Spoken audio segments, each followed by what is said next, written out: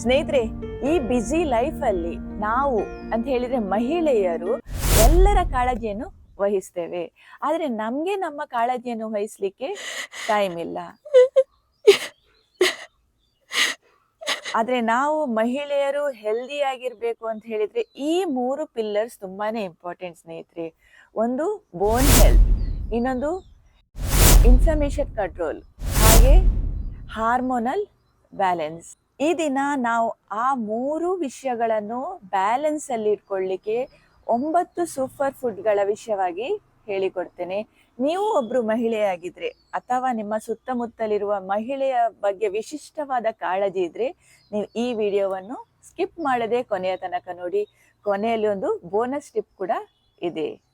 ನಿಮ್ಗೆ ಗೊತ್ತಾ ಸ್ನೇಹಿತರೆ, ಮಹಿಳೆಯರಲ್ಲಿ 30 ವರ್ಷ ದಾಟಿದ ಮೇಲೆ ನ್ಯಾಚುರಲ್ ಆಗಿ ಬೋನ್ ಸ್ವಲ್ಪ ವೀಕ್ ಆಗೋಕ್ಕೆ ಸ್ಟಾರ್ಟ್ ಆಗುತ್ತೆ. ಎಸ್ಪೆಷಲಿ ಪೀರಿಯಡ್ಸ್ ಮತ್ತೆ ಮೆನೋಪಾಸ್ ಟೈಮಲ್ಲಿ ಮಹಿಳೆಯರಲ್ಲಿ ತುಂಬಾ ರೀತಿಯ ಅನೇಕ ರೀತಿಯ ಹಾರ್ಮೋನಲ್ ಚೇಂಜಸ್ ಕೂಡ ಆಗುತ್ತೆ. ಹಾಗಾಗಿ ಪುರುಷರಿಗೆ ಕಂಪೇರ್ ಮಾಡಿದ್ರೆ ಮಹಿಳೆಯರಲ್ಲಿ ಈ ಆಸ್ಟಿಯೋಪೊರೋಸಿಸ್ ಅಥವಾ ಫ್ರಾಕ್ಚರ್ ಆಗುವ, ಬಿದ್ದ ಕೂಡಲೇ ಫ್ರಾಕ್ಚರ್ ಆಗುವ ಚಾನ್ಸಸ್ ತುಂಬಾನೇ ಹೆಚ್ಚು. ಹಾಗಾದ್ರೆ ನಮ್ಮ ಮೂಳೆಗಳನ್ನು ಕಬ್ಬಿಣದ ಹಾಗೆ ಗಟ್ಟಿಯಾಗಿ ಇಟ್ಕೊಳ್ಳಿಕ್ಕೆ ಅಡಿಗೆ ಮನೆಯಲ್ಲೇ ಇರುವಂತಹ ಒಂದು ಅದ್ಭುತ ಆಹಾರಗಳು ಯಾವುದು ಅಂತ ಹೇಳಿ ನಾವು ತಿಳ್ಕೊಳ್ಳೋಣ. ಅದ್ಭುತ ಆಹಾರ ಮೂಳೆ ಅಂತ ಹೇಳುವಾಗ ನಮ್ಗೆ ನೆನಪಿಗೆ ಬರೋದು ಹಾಲು. ಅದು ಹೌದು ಸ್ನೇಹಿತರೆ, ಆದ್ರೆ ಹಾಲನ್ನು ಬಿಟ್ಟು ಕೂಡ ನಮ್ಮ ಮನೆಯಲ್ಲಿ ಅದ್ಭುತವಾದ ಶಕ್ತಿ ಅಡಗಿದೆ. ಅದರಲ್ಲೂ ಲೇಡೀಸ್ ಆಫ್ಟರ್ 30 ಇಯರ್ಸ್ ಅವರ ಬೋನ್ ಹೆಲ್ತ್ ಅಂತೂ ತುಂಬಾ ಕ್ರಿಟಿಕಲ್. ಅದಕ್ಕಾಗಿ ನೀವು ಈ 3 ಆಹಾರಗಳನ್ನು ಮರಿಲೇಬಾರದು. ಫಸ್ಟ್ ಒನ್ ರಾಗಿ. ಇದನ್ನು ನಾವು ಪವರ್ ಹೌಸ್ ಅಂತ ಹೇಳ್ಬೋದು. ಇದು ನಮ್ಮ ಮಣ್ಣಿನ ಧಾನ್ಯ. ಇದನ್ನು ನಾನು ನ್ಯಾಚುರಲ್ ಕ್ಯಾಲ್ಸಿಯಂ ಸಪ್ಲಿಮೆಂಟ್ ಅಂತ ಕರಿತೀನಿ. ಯಾಕೆ ಗೊತ್ತಾ? ನಾವು ದಿನಾ ತಿನ್ನೋ ಅಕ್ಕಿ ಅಥವಾ ಗೋಧಿಗಿಂತ ಇದರಲ್ಲಿ 10% ಹೆಚ್ಚು ಕ್ಯಾಲ್ಸಿಯಂ ಇದೆ. ಇದರಲ್ಲಿ ಫೈಬರ್ ಹೆಚ್ಚಿರೋದ್ರಿಂದ ಈ ತೆಳ್ಳಗಾಗ್ಬೇಕು, ಲಾಸ್ ಮಾಡ್ಕೊಳ್ಬೇಕು ಅಥವಾ ಡಯಾಬಿಟಿಸ್ ಇರುವವರಿಗೆ ಇದು ತುಂಬಾನೇ ಒಳ್ಳೆಯದು. ಹಾಗೆ ರಕ್ತಹೀನತೆಯಿಂದ ಬಳಲ್ತಾ ಇದ್ರೆ ಅವರಿಗೆ ಇದರಲ್ಲಿ ತುಂಬಾನೇ ಅಯನ್ ಕಂಟೆಂಟ್ ಕೂಡ ಇದೆ ಸ್ನೇಹಿತರೆ. ಅದೆಲ್ಲ ಹೌದು ಮೇಡಮ್, ಇದನ್ನು ಹೇಗೆ ಯೂಸ್ ಮಾಡೋದು ಅಂತ ಆಲೋಚನೆ ಮಾಡ್ತಾ ಇದ್ದೀರಾ? ರಾಗಿ ಮುದ್ದೆಯನ್ನು ನೀವು ಕೇಳಿರ್ಬೋದು. ರಾಗಿ ಮುದ್ದೆ ಕೆಲವರಿಗೆ ನುಂಗ್ಲಿಕ್ಕಾಗುತ್ತೆ, ಕೆಲವರಿಗೆ ತುಂಬಾನೇ ಕಷ್ಟ. ಅಂತವ್ರು ಇದ್ರದ್ದು ರಾಗಿ ದೋಸೆ ಮಾಡಿ ತಿನ್ಬೋದು, ರಾಗಿ ರೊಟ್ಟಿ ಮಾಡಿ ತಿನ್ಬೋದು, ಅಥವಾ ರಾಗಿ ಅಂಬಲಿ ಅಂತ ಹೇಳಿಕೊಂಡು ಅದನ್ನು ನೀರಲ್ಲಿ ಹಾಕಿ ಕಲ್ಲಡಿಸಿ ಬಿಸಿ ಮಾಡಿ ಅದನ್ನು ಕೂಡ ಕುಡಿಲಿಕ್ಕೆ ಸಾಧ್ಯ ಇದೆ. ನಾವು ಮನಸ್ಸು ಮಾಡಿದ್ರೆ ಯಾವ ರೀತಿಯಲ್ಲಿ ಕೂಡ ಅದನ್ನು ಮಾಡಿ ತಿನ್ಲಿಕ್ಕೆ ಸಾಧ್ಯ ಇದೆ. ಇನ್ನು ಎರಡನೇದು ಈ ಬಿಳಿ ಎಳ್ಳು. ಇದನ್ನ ನಾವು ಕ್ಯಾಲ್ಸಿಯಂ ಬಾಂಬ್ ಅಂತಾನೆ ಹೇಳ್ಬೋದು. ಇದು ಖಾಲಿ ಬೋನ್ ಡೆನ್ಸಿಟಿ ಮಾತ್ರ ಹೆಚ್ಚು ಮಾಡಲ್ಲ ಸ್ನೇಹಿತರೆ, ಇದು ಹಾರ್ಮೋನಲ್ ಇಂಬ್ಯಾಲೆನ್ಸ್ ಇದ್ರೆ ಅದನ್ನ ಸರಿ ಮಾಡುತ್ತೆ. ಹಾಗೆ ನಮ್ಗೆ ದೇಹಕ್ಕೆ ಬೇಕಾದ ಎನರ್ಜಿಯನ್ನು ಕೂಡ ಕೊಡುತ್ತೆ. ಇದನ್ನ ನೀವು ಸಲಾಡ್ ಮೇಲೆ 1 ರಿಂದ 2 ಸ್ಪೂನು ಹೀಗೆ ಸಿಂಪಡಿಸ್ಕೊಂಡು ತಿನ್ಬೋದು, ಅಥವಾ ಎಳ್ಳಿನ ಜ್ಯೂಸ್ ಕೂಡ ಮಾಡ್ತಾರೆ. ಹಾಗೆ ಎಳ್ಳನ್ನು ನಾವು ಬೆಲ್ಲದೊಟ್ಟಿಗೆ ಸೇರಿಸಿ ಉಂಡೆ ಮಾಡಿ ಕೂಡ ತಿನ್ಬೋದು. ಕೊನೆಯದಾಗಿ ಈ ಜೋಡಿ ಇದೆಯಲ್ಲ, ಅಂಜೂರ ಮತ್ತು ಒಣ ಪ್ಲಮ್. ಇವು ಒಟ್ಟಿಗೆ ಸೇರಿದ್ರೆ ಮೂಳೆಗಳ ಆರೋಗ್ಯಕ್ಕೆ ಜೋಡಿ ಎತ್ತುಗಳಿದ್ದ ಹಾಗೆ. ಇಬ್ರು ಸೇರಿದ್ರೆ ನಮ್ಮ ಮೂಳೆಗಳಿಗೆ ಅದ್ಭುತ ಶಕ್ತಿ ಸಿಗುತ್ತೆ. ಅಂಜೂರದಲ್ಲಿ ಕ್ಯಾಲ್ಸಿಯಂ ಜೊತೆಗೆ ಮೆಗ್ನೀಷಿಯಂ ಕೂಡ ಇದೆ. ಇದು ನಿಮ್ಮ ಬ್ಲಡ್ ಶುಗರ್ ಅನ್ನು ಸ್ಟೇಬಲ್ ಆಗಿ ಇಡುತ್ತೆ. ಹಾಗೆ ಈ ಒಣ ಪ್ಲಮ್, ಇದು ಮೂಳೆಗಳನ್ನು ಸವಿಯೋದಕ್ಕೆ ತಡೆಯುತ್ತೆ. ಇದರಲ್ಲಿರೋ ವಿಟಮಿನ್ ಕೆ, ಕ್ಯಾಲ್ಸಿಯಂ ಸರಿಯಾಗಿ ಮೂಳೆಗಳಿಗೆ ತಲುಪುವಂತೆ ನೋಡಿಕೊಳ್ಳುತ್ತೆ. ಇದನ್ನು ಹೇಗೆ ಯೂಸ್ ಮಾಡೋದು ಅಂತ ಆಲೋಚನೆ ಮಾಡ್ತಾ ಇದ್ದೀರಾ? ರಾತ್ರಿ 2-3 ಅಂಜೂರವನ್ನು ನೀವು ನೀರಲ್ಲಿಟ್ಟು ಬೆಳಿಗ್ಗೆ ಖಾಲಿ ಹೊಟ್ಟೆಯಲ್ಲಿ ಸೇವಿಸಿ. ಇದು ನಿಮ್ಮ ದಿನಕ್ಕೆ ಒಳ್ಳೆ ಒಂದು ಸ್ಟಾರ್ಟ್ ಕೊಡುತ್ತೆ. ಈಗಿನ ಮಾಡರ್ನ್ ಲೈಫ್ ಸ್ಟೈಲ್ ಹೇಗಿದೆ ಅಂತ ಹೇಳಿದ್ರೆ ಸಿಕ್ಕಾಪಟ್ಟೆ ಸ್ಟ್ರೆಸ್, ಸರಿಯಾಗಿ ರಾತ್ರಿ ನಿದ್ರೆ ಬರಲ್ಲ, ಹಾಗೆ ಓಟದ ಬದುಕು, ಓಡಾಡ್ತಾ ಇರೋದು ಇಡೀ ದಿನ. ಇದೆಲ್ಲ ಮಹಿಳೆಯರ ಹಾರ್ಮೋನ್ ಮೇಲೆ ಇಫೆಕ್ಟ್ ಆಗುತ್ತೆ. ಇದು ಯಾವ ರೀತಿಯಲ್ಲಿ ಅಂತ ಹೇಳಿದ್ರೆ ಪೀರಿಯಡ್ಸ್ ಸಮಸ್ಯೆ ಬರ್ತಾ ಇತ್ತು. ಇತ್ತೀಚಿನ ದಿನಗಳಲ್ಲಿ ನೀವು ನೋಡಿರ್ಬೋದು PCOS, ಪೀರಿಯಡ್ಸ್ ಸಮಸ್ಯೆ, ಹಾಗೆ ಥೈರಾಯ್ಡ್, ಇದೆಲ್ಲ ಇದರಿಂದಲೇ ಕಾಡ್ತಾ ಇರೋದು. ಆದ್ರೆ ನೀವು ಹೆದರ್ಕೊಳ್ಬೇಡಿ, ನಮ್ಮ ಹತ್ರ ಒಂದು ಅದ್ಭುತವಾದ ಈ ಹಾರ್ಮೋನ್ಗಳನ್ನು ಮತ್ತೆ ಹಳಿಗೆ ತರೋಕೆ ಅದ್ಭುತವಾದ ಮ್ಯಾಜಿಕಲ್ ಬೀಜಗಳಿವೆ. ಅವೇ ನಮ್ಮ ಲಿಸ್ಟಲ್ಲಿರೋ ಅಗಸೆ, ಕುಂಬಳಕಾಯಿ ಹಾಗೂ ಸೂರ್ಯಕಾಂತಿ ಬೀಜಗಳು. ಇದರಲ್ಲಿ ಫಸ್ಟ್ ಬರೋದು ಅಗಸೆ ಬೀಜ. ಇದರಲ್ಲಿ ಒಮೆಗಾ 3 ಮತ್ತು ಲಿಗ್ನಾನ್ಸ್ ಎಂಬ ಅಂಶ ಇರುತ್ತೆ. ಇದು ಹಾರ್ಟ್ ಹೆಲ್ತ್ಗೆ ಮಾತ್ರ ಅಲ್ಲ, ನಿಮ್ಮ ಹಾರ್ಮೋನ್ ಏರುಪೇರಾಗುವುದನ್ನು ಕೂಡ ಇದು ಕಾಪಾಡುತ್ತೆ. ನೆಕ್ಸ್ಟ್ ಬರೋದು ಕುಂಬಳಕಾಯಿ ಬೀಜ. ಇದರಲ್ಲಿ ಜಿಂಕ್ ತುಂಬಾನೇ ಇದೆ. ಜಿಂಕ್ ಪ್ರಮಾಣ ನಮ್ಮ ದೇಹದಲ್ಲಿ ಕಡಿಮೆ ಆದ್ರೆ ಈ ಹಾರ್ಮೋನಲ್ ಇಂಬ್ಯಾಲೆನ್ಸ್ ಆಗುವ ಚಾನ್ಸಸ್ ತುಂಬಾನೇ ಹೆಚ್ಚು. ಹಾರ್ಮೋನ್ ಬ್ಯಾಲೆನ್ಸಿಗೆ ಮಾತ್ರ ಅಲ್ಲ, ಇದು ಇಮ್ಯುನಿಟಿ ಹಾಗೂ ರೋಗ ನಿರೋಧಕ ಶಕ್ತಿಯನ್ನು ಕೂಡ ಇದು ಹೆಚ್ಚಿಸುತ್ತೆ. ನೆಕ್ಸ್ಟ್ ಬರೋದು ಸನ್ಫ್ಲವರ್ ಸೀಡ್. ಸನ್ಫ್ಲವರ್ ಸೀಡ್, ಇದರಲ್ಲಿ ವಿಟಮಿನ್ ಇ ತುಂಬಾನೇ ಅಧಿಕವಾಗಿದೆ. ನಾವು ಪೀರಿಯಡ್ಸ್ ಟೈಮಲ್ಲಿ ನೋಡಿರ್ಬೋದು, ಕ್ರಾಂಪ್ಸ್ ಬರುತ್ತೆ, ಹೊಟ್ಟೆ ನೋವು ಬರುತ್ತೆ, ಮೂಡ್ ಸ್ವಿಂಗ್ ಆಗುತ್ತೆ. ಇದನ್ನೆಲ್ಲ ಬ್ಯಾಲೆನ್ಸ್ ಮಾಡುತ್ತೆ ಈ ಸನ್ಫ್ಲವರ್ ಸೀಡ್. ಇನ್ನೊಂದು ಮುಖ್ಯ ವಿಷಯ, ನಾವು ಸಪೂರ ಆಗ್ಬೇಕು ಅಂತ ಹೇಳಿದ್ರೆ, ನಮ್ಮ ವೆಯ್ಟ್ ಲಾಸ್ ಆಗ್ಬೇಕು ಅಂತ ಹೇಳಿ ಕೊಬ್ಬಿನ ಅಂಶವನ್ನು ಫುಲ್ ಡಯಟ್ ಇಂದ ತೆಗೆದೇ ಹಾಕ್ತಾರೆ. ಆದ್ರೆ ತುಂಬಾನೇ ಇಂಪಾರ್ಟೆಂಟ್ ವಿಷಯ ಏನಂತ ಹೇಳಿದ್ರೆ, ಈ ಹಾರ್ಮೋನ್ ತಯಾರಿ ಆಗುವಲ್ಲಿ ಕೊಬ್ಬಿನ ಒಂದು ಪಾತ್ರ ತುಂಬಾನೇ ಇಂಪಾರ್ಟೆಂಟ್, ಅದು ಬೇಕೇ ಬೇಕು. ಹಾಗಾಗಿ ನೀವು ವೆಯ್ಟ್ ಲಾಸ್ ಅಂತ ಹೇಳುವ ಹೆಸರಲ್ಲಿ ನಿಮ್ಮ ಡಯಟ್ ಇಂದ ಕೊಬ್ಬನ್ನು ಎಂಟೈರ್ಲಿ ಡಿಸ್ಕಾರ್ಡ್ ಮಾಡಬೇಡಿ. ಸ್ವಲ್ಪ ಕೊಬ್ಬನ್ನು ನೀವು ನಿಮ್ಮ ಆಹಾರದಲ್ಲಿ ತಗೊಳ್ಳೇಬೇಕಾಗ್ತದೆ. ಸ್ವಲ್ಪ ಫ್ಯಾಟ್ ತಗೊಳ್ಳಿ ಅಂತ ಹೇಳಿದ ಕೂಡಲೇ ನೀವು ಪಿಜ್ಜಾ, ಬರ್ಗರ್ ಅಥವಾ ಜಂಕ್ ಫುಡ್, ಫ್ರೈಡ್ ಐಟಮ್ಸ್ ಇಂಥದ್ದೆಲ್ಲ ತಿನ್ನುವಂಥದ್ದಲ್ಲ, ಪ್ರೋಸೆಸ್ಡ್ ಫುಡ್. ನಾನು ಹೇಳ್ತಾ ಇರುವಂಥದ್ದು ಹೆಲ್ದಿ ಫ್ಯಾಟ್ ವಿಷಯದಲ್ಲಿ.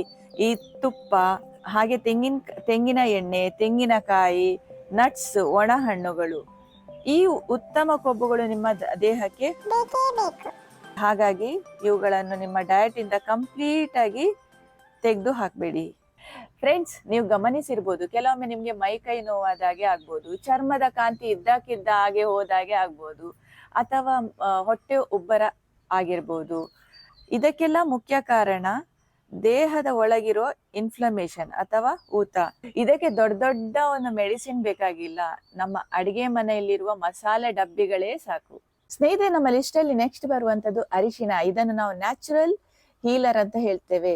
ಯಾಕೆ ಅಂತ ಹೇಳಿದ್ರೆ, ಇದರಲ್ಲಿರುವಂತಹ ಒಂದು ಕ್ಯುರ್ಕ್ಯುಮಿನ್ ಅಂತ ಹೇಳುವಂತಹ ಒಂದು ಅಂಶ, ಇದು ದೇಹದ ಊತವನ್ನು ಕಡಿಮೆ ಮಾಡುತ್ತೆ. ಅದರೊಟ್ಟಿಗೆ ನಾನೊಂದು ಸಣ್ಣ ಟಿಪ್ ಹೇಳ್ತೇನೆ ಸ್ನೇಹಿತರೆ, ಅರಿಶಿನದೊಟ್ಟಿಗೆ ಕರಿಮೆಣಸಿನ ಪುಡಿಯನ್ನು ಸೇರಿಸಿ. ಯಾಕೆ ಅಂತ ಹೇಳಿದ್ರೆ, ಈ ಅರಿಶಿನದೊಟ್ಟಿಗೆ ನಾವು ಕರಿಮೆಣಸಿನ ಪುಡಿಯನ್ನು ಸೇರಿಸುವಾಗ ಈ ಅರಿಶಿನದ ಪವರ್ 2000 ಪಟ್ಟು ಹೆಚ್ಚಾಗುತ್ತೆ. ಕರಿಮೆಣಸು ಅರಿಶಿನದ ಹೀಲಿಂಗ್ ಶಕ್ತಿಯನ್ನು 2000 ಪಟ್ಟು ಹೆಚ್ಚು ಮಾಡುತ್ತೆ.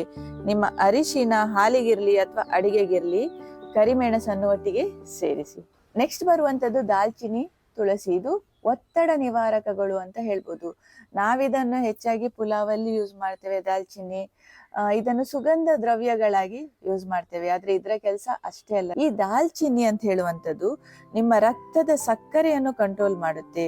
ಪದೇ ಪದೇ ಸಿಹಿ ತಿನ್ಬೇಕು ಅಂತ ಹೇಳುವ ಒಂದು ಆಸೆಯನ್ನು ಕೂಡ ಇದು ಕಡಿಮೆ ಮಾಡುತ್ತೆ. ಹಾಗೆ ತುಳಸಿಯನ್ನು ನಾವು ಹೀಗೆ ಜಗದು ತಿನ್ಬೋದು, ಅಥವಾ ಅದರ ಟೀ ಮಾಡಿ ಕೂಡ ಕುಡಿಬಹುದು. ಇದರಿಂದ ನಮ್ಮ ಸ್ಟ್ರೆಸ್ ಹಾರ್ಮೋನ್ಸ್ ಅಂದ್ರೆ ಕಾರ್ಟಿಸೋಲ್ ಸುಮಾರು 36% ಅಷ್ಟು ಕಡಿಮೆ ಆಗುತ್ತೆ. ಮನಸ್ಸು ಶಾಂತವಾಗಿದ್ರೆ ಇನ್ಫ್ಲಮೇಷನ್ ತನ್ನಷ್ಟಕ್ಕೆ ಇಳಿಯುತ್ತೆ. ನೆಕ್ಸ್ಟ್ ಬರುವಂತದ್ದು ಸ್ನೇಹಿತರೆ, ಗಿಡಮೂಲಿಕೆಯ ಚಹಾ ಪ್ರಿಯರಿಗೆ ಅಥವಾ ಕಾಫಿ ಪ್ರಿಯರಿಗೆ, ಡೈಲಿ ಕಾಫಿ ಕುಡಿಯೋವರಿಗೆ ಏನ್ ಹೇಳೋದು ಅಂತ ಹೇಳಿದ್ರೆ, ಅದರ ಬದಲಿಗೆ ನೀವು ಹರ್ಬಲ್ ಟೀ ಕುಡಿಯೋ ಅಭ್ಯಾಸ ಮಾಡ್ಕೊಳ್ಳಿ. ಶುಂಠಿ ಟೀ ಅಥವಾ ತುಳಸಿ ಟೀ, ಅಥವಾ ಇವತ್ತು ತುಂಬಾ ಫೇಮಸ್ ಆಗಿರೋ ಆ ನೀಲಿ ಬಣ್ಣದ ಅಪರಾಜಿತ ಹೂವಿನ ಟೀ ಟ್ರೈ ಮಾಡಿ. ಇದು ದೇಹವನ್ನು ಕ್ಲೀನ್ ಮಾಡಿ ಟಾಕ್ಸಿನ್ ಅನ್ನು ಹೊರಹಾಕುತ್ತೆ. ನೆಕ್ಸ್ಟ್ ಬರುವಂತದ್ದು ಪ್ರೋಬಯೋಟಿಕ್ ಕರ್ಡ್ ಅಂತ ಹೇಳಿದ್ರೆ, ಹೊಟ್ಟೆಯ ಗೆಳೆಯ. ನೆನಪಿಡಿ, ನಮ್ಮ ಹೊಟ್ಟೆಯ ಆರೋಗ್ಯ ಚೆನ್ನಾಗಿದ್ರೆ ಮಾತ್ರ ನಮ್ಮ ಹಾರ್ಮೋನ್ಗಳು ಚೆನ್ನಾಗಿರ್ಬೇಕು. ಮೊಸರಿನಲ್ಲಿರೋ ಗುಡ್ ಬ್ಯಾಕ್ಟೀರಿಯಾ ಇದು ಜೀರ್ಣಕ್ರಿಯೆಯನ್ನು ಸರಿಪಡಿಸುತ್ತೆ. ಹೊಟ್ಟೆ ಕ್ಲೀನ್ ಆಗಿದ್ರೆ ಮುಖದಲ್ಲಿ ಗ್ಲೋ ಅದರಷ್ಟಕ್ಕೆ ಬರುತ್ತೆ. ನೋಡಿದ್ವಲ್ಲ ನಾವಿಷ್ಟು ಹೊತ್ತು ಆ 8 ಆಹಾರಗಳು, ಅದ್ಭುತ ಆಹಾರಗಳು ಯಾವುದು ಅಂತ ಹೇಳಿ. ವಿಡಿಯೋ ಸ್ಟಾರ್ಟಿಂಗ್ ಅಲ್ಲಿ ನಾನು ನಿಮ್ಗೆ ಒಂದು ಬೋನಸ್ ಟಿಪ್ ಕೊಡ್ತೇನೆ ಅಂತ ಕೂಡ ಹೇಳಿದ್ದೆ. ಆ ಸಮಯ ಈಗ ಬಂದಿದೆ. ಆ ಬೋನಸ್ ಆಹಾರ ಯಾವ್ದಂತ ಹೇಳಿದ್ರೆ ಅದು ಗೆಣಸು. ಇದು ಆಲ್ರೌಂಡರ್ ಫುಡ್ ಅಂತ ಕೂಡ ಹೇಳ್ಬೋದು. ನಮ್ಮ ಲಿಸ್ಟ್ ಅಲ್ಲಿ ಕೊನೆ ಮತ್ತೆ 9ನೇ ಆಹಾರ ಅಂದ್ರೆ ಗೆಣಸು. ಇದನ್ನ ಕೇವಲ ಒಂದು ಸ್ನಾಕ್ಸ್ ಅಂತ ಅನ್ಕೊಡ್ಬೇಡಿ, ಅದು ನಿಜವಾದ ಸೂಪರ್ ಫುಡ್. ಗೆಣಸು ನಾರಿನ ಅಂಶದ ಒಂದು ಸಾಗರ ಅಂತ ಹೇಳ್ಬೋದು. ಇದು ಬರೇ ಜೀರ್ಣಕ್ರಿಯೆಗಷ್ಟೇ ಅಲ್ಲ, ಅದರಲ್ಲಿ ಮಿನರಲ್ಸ್ ನಮ್ಮ ಮೂಳೆಗಳನ್ನು ಕೂಡ ಬಲಗೊಳಿಸುತ್ತೆ. ಮಹಿಳೆಯರಿಗೆ, ಎಸ್ಪೆಷಲಿ ಮಹಿಳೆಯರಿಗೆ ತಮ್ಮ ಚರ್ಮದ ಬಗ್ಗೆ ತುಂಬಾನೇ ಕಾಳಜಿ ಇರುತ್ತೆ. ಹಾಗಾಗಿ ನೀವು ಈ ಗೆಣಸನ್ನು ಯೂಸ್ ಮಾಡಲೇಬೇಕು. ಯಾಕೆ ಗೊತ್ತಾ, ಇದರಲ್ಲಿರುವ ವಿಟಮಿನ್ಗಳು ನಿಮ್ಮ ಚರ್ಮಕ್ಕೆ ನೈಸರ್ಗಿಕ ಹೊಳಪನ್ನು ಕೊಡುತ್ತೆ. ಹಾಗೆ ದೇಹದಲ್ಲಿರುವ ಇನ್ಫ್ಲಮೇಷನ್ ಅಂದ್ರೆ ಒಳಗಿನ ಊತವನ್ನು ಕೂಡ ಇದು ತೆಗೆದುಹಾಕುತ್ತೆ. ಕೊನೆಯದಾಗಿ ಹೇಳೋದಿಷ್ಟೇ, ಮಹಿಳೆಯರೇ, ಫುಲ್ ಫ್ಯಾಮಿಲಿ ಕೇರ್ ಅನ್ನು ನೀವು ತಗೊಳ್ತೀರಾ, ಹಾಗೆ ನಿಮ್ಮ ಒಂದು ಹೆಲ್ತ್ ಅನ್ನು ನಿರ್ಲಕ್ಷ್ಯ ಮಾಡ್ಕೊಳ್ಬೇಡಿ. ನಾನು ಈ ದಿನ ಈ ವಿಡಿಯೋದಲ್ಲಿ ಹೇಳಿದ 9 ವಿಷಯಗಳನ್ನು ನೀವು ಡೈಲಿಯಾಗಿ ಅದನ್ನು ಅಳವಡಿಸಿಕೊಳ್ಳಿಕ್ಕೆ ಪ್ರಾರಂಭಿಸಿ. ನಿಮ್ಮ ಆರೋಗ್ಯ ನಿಮ್ಮ ಕೈಯಲ್ಲೇ ಇದೆ. ಹಾಗಾಗಿ ಸಣ್ಣ ಸಣ್ಣ ವಿಷಯಗಳನ್ನು ನಾವು ಅಳವಡಿಸ್ತಾ ಹೋದ್ರೆ ಇದರ ಪರಿಣಾಮ ಮಾತ್ರ ದೊಡ್ಡದಾಗಿರುತ್ತೆ. ನಿಮ್ಗೆ ಈ ದಿನದ ಈ ಮಾಹಿತಿ ಇಷ್ಟ ಆದ್ರೆ ಖಂಡಿತವಾಗಿ ಲೈಕ್ ಬಟನ್ ಅನ್ನು ಪ್ರೆಸ್ ಮಾಡಿ. ಹಾಗೆ ನಿಮ್ಮ ಫ್ರೆಂಡ್ಸ್ ಮತ್ತೆ ಫ್ಯಾಮಿಲಿ ಒಟ್ಟಿಗೆ ಶೇರ್ ಮಾಡಿ. ಪ್ರತಿಯೊಬ್ಬ ಮಹಿಳೆಯು ಕೂಡ ಆರೋಗ್ಯವಾಗಿರ್ಬೇಕು, ಪ್ರತಿಯೊಬ್ಬರು ಆರೋಗ್ಯವಾಗಿರ್ಬೇಕು. ಆದ್ರೆ ಇವತ್ತಿನ ವಿಡಿಯೋದಲ್ಲಿ ನಾನು ಹೇಳಿರುವಂತದ್ದು ಮಹಿಳೆಯರಿಗೆ.